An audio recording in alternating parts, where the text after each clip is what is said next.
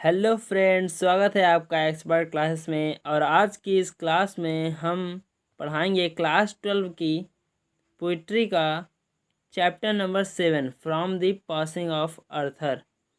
तो video start करने से पहले जो हमारे नए व्यूवर्स हैं, जिन्होंने हमारे चैनल को सब्सक्राइब नहीं किया है, वो हमारे चैनल को सब्सक्राइब कर दें और बेल आइकन को भी प्रेस कर दें, ताकि जो अगली वीडियो मैं अपलोड करूं तो उसकी नोटिफिकेशन आपको मिल जाए।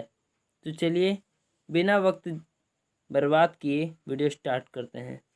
तो ये जो फ्रॉम द पासिंग ऑफ अर्थर जो पोयम है, वो अल्फ्रेड लॉर्ड टेनिसन द्वारा लिखी गई है। तो पहले इसके बैकग्राउंड के बारे में थोड़ा जान लेते हैं, वरना ये जो पोयम है वो समझ में नहीं आएगी। क्योंकि एक्चुअली में क्या है, द पासिंग ऑफ अर्थर एक बुक है जिससे इन पंक्तियों को लिया गया है।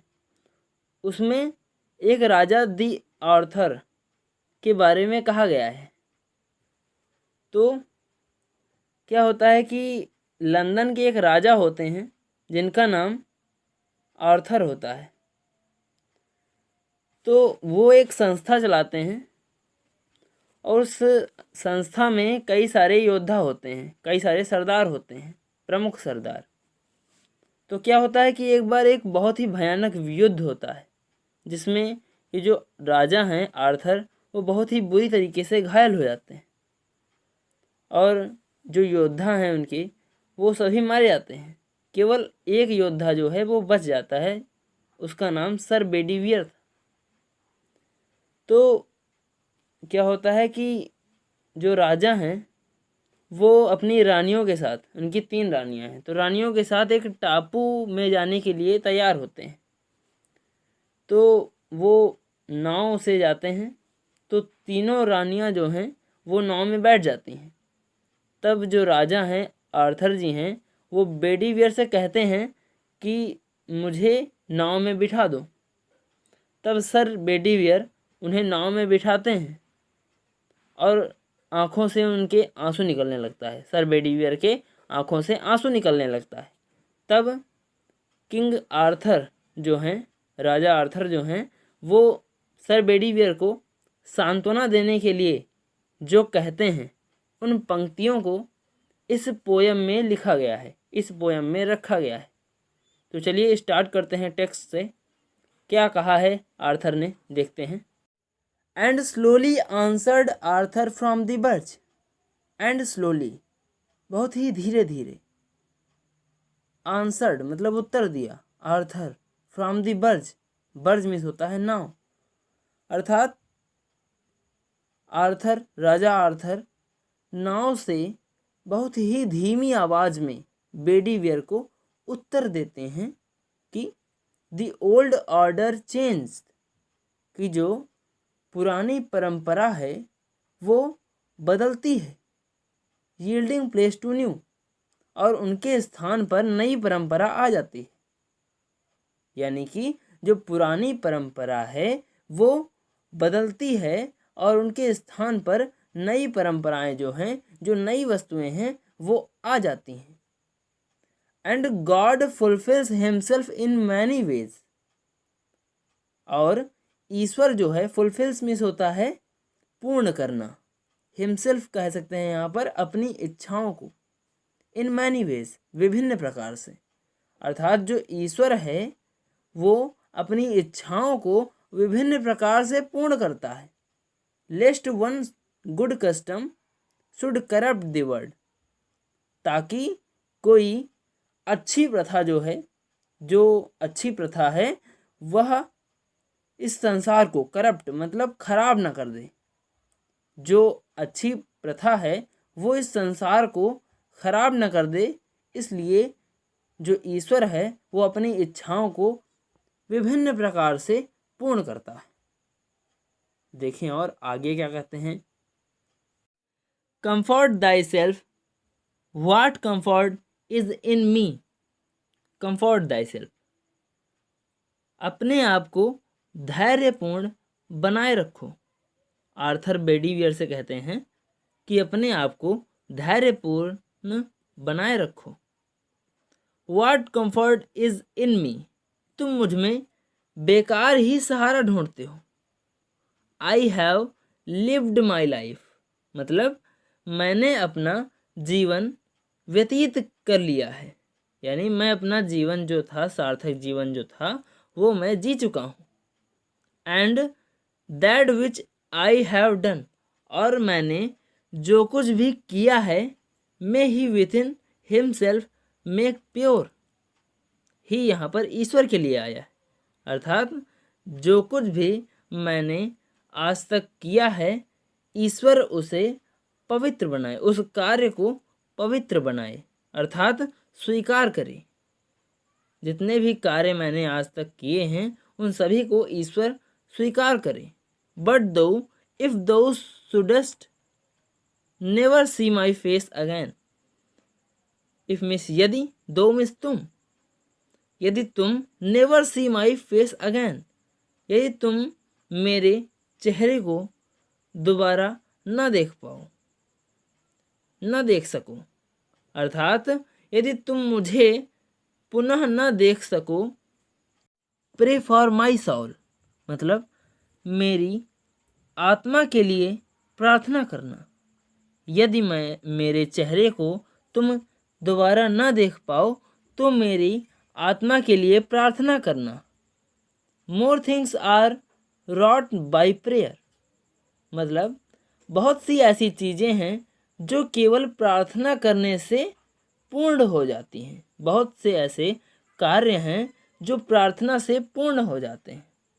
Then this world dreams of, अर्थात इस संसार में जिस कार्य की हम कल्पना, ड्रीम्स मीन्स कल्पना, अर्थात जिस कार्य की हम कल्पना भी नहीं कर सकते या केवल कल्पना ही कर कर रह जाते हैं, वो कार्य भी प्रार्थना से संभव हो सकते हैं। वेयरफोर लेट दाई वॉइस, वेयरफोर मतलब अतः, लेट दाई वॉइस अपनी आवाज को, rise like a fountain, fountain means फव्वारा, राइज मीन्स उगना या उठाना, अर्थात अपनी आवाज को फव्वारे के समान उठाओ। फॉर मी, मेरे लिए, अर्थात मेरी आत्मा के लिए। नाइट एंड डे, दिन और रात, अर्थात अतः अपनी आवाज को फव्वारे के समान उठाकर मेरे ईश्वर से मेरी आत्मा के शांति के लिए प्रार्थना करना। दिन और रात प्रार्थना करना मेरी आत्मा के शांति के लिए। For what are men better than sheep or goats, और सर बेडीवियर से आर्थर कहते हैं कि जो वो व्यक्ति हैं जो बिना प्रार्थना के होते हैं, अर्थात जो ईश्वर की प्रार्थना नहीं करते हैं, देन शिप और गोट, वो भेड़ और बकरियों से भी नीचे हैं, अर्थात वो भेड़ और बकरियों से भी नीचे हैं जो ईश्वर की प्रार्थना नहीं करते। That nourish a blind life with in the brain, अर्थात और वे एक अंधकार में जीवन व्यतीत करते हैं। नॉरिश मीन्स व्यतीत करते हैं। इफ नोइंग गॉड, जो ईश्वर को जानते हुए, they lift not hands of prayer, मतलब प्रार्थना के लिए हाथ नहीं जोड़ते हैं, हाथ नहीं उठाते हैं। Both for themselves and those who call them friend, दोनों के लिए, देमसेल्व्स मतलब अपने लिए, मतलब वे अपने लिए, और those who call them friends मतलब जो उन्हें अपना मित्र कहते हैं, उनके लिए भलाई करने के लिए हाथ आगे नहीं बढ़ाते हैं। वे हमेशा अंधकार में जीवन ही व्यतीत किया करते हैं, जो भलाई के लिए, अपने दोस्तों की भलाई के लिए और स्वयं की भलाई के लिए हाथ आगे नहीं बढ़ाते।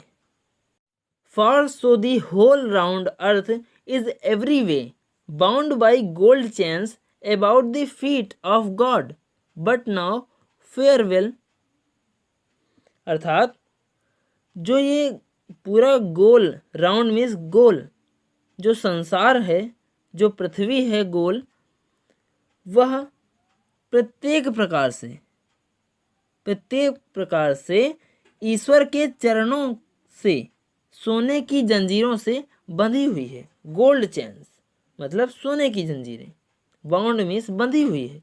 About the feet of God, ईश्वर के चरणों से बंधी हुई है एक सोने की जंजीरों के माध्यम से। अर्थात जो हमारी पृथ्वी है और उस पर रहने वाले जितने भी पशु पक्षी प्राणी हैं, व्यक्ति हैं, वो सभी प्रार्थना के बंधनों द्वारा ईश्वर से संबंधित हैं, ईश्वर से जुड़े हुए हैं। तो इस पोयम में सर बेडीवियर से आर्थर जी ने सांत्वना देते हुए इस प्रकार की बातों को समझाया, जिससे कि वह थोड़ा शांत हो गए और आंसू निकलने उनके बंद हो गए थे। तो यही था इस पोयम में कि ईश्वर से हम सभी जुड़े हुए हैं और उनकी प्रार्थना करना कभी भी भूलना नहीं चाहिए। और जो ईश्वर होता है वो अपने भक्तों के लिए सभी प्रकार से मदद करता है और वह ये जानता है कि उसके भक्त के लिए क्या, किस टाइम पर क्या चीज़ उपयोगी है। तो चलिए इस वीडियो को लाइक कीजिएगा यदि समझ में आई हो तो, और दोस्तों को भी शेयर कीजिएगा। और यदि अभी तक आपने हमारे चैनल को सब्सक्राइब नहीं किया है तो सब्सक्राइब कर दीजिए और बेल आइकन को भी प्रेस कर दीजिएगा, ताकि अगली वीडियो मैं जब प्रोवाइड करूं तो आप तक उसका नोटिफिकेशन मिल जाए। तो जो पिछली वीडियो हमने पढ़ाई थी तो उसकी जो लिंक है मैंने डिस्क्रिप्शन बॉक्स में दे दी है, तो वहाँ से जा कर के आप वॉच कर सकते हैं यदि ना देखी हो तो यहीं पर मैं जो है आपसे विदा ले रहा हूँ। जय हिंद, जय भारत।